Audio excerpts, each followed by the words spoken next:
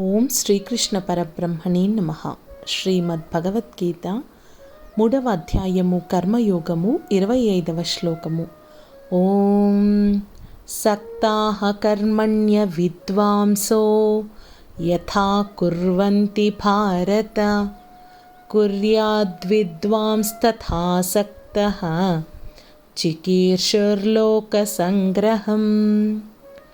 తాత్పర్యము: శ్రీకృష్ణ భగవానులు అర్జునునితో ఈ విధంగా పలుకుతున్నారు. ఓ అర్జున, ఎలాగైతే అజ్ఞానులు ఫలితాలపై ఆశతో కర్తవ్య కర్మలను ఆచరిస్తున్నారో, అలాగే ఆత్మజ్ఞానులు ఎలాంటి ప్రతిఫలాన్ని ఆశించకుండా లోక కళ్యాణం కోసం కర్మలను నిర్వర్తించాలి అన్నది ఒక శ్లోకం భావము.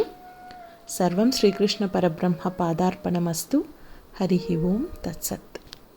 హాయ్ అండి, భగవద్గీత ఇలానే ప్రతిరోజు ఒక శ్లోకం భావం అప్లోడ్ చేయడం జరుగుతుంది. ఇలానే ప్రతిరోజు అప్డేట్స్ కోసం సబ్స్క్రైబ్ చేసుకోండి.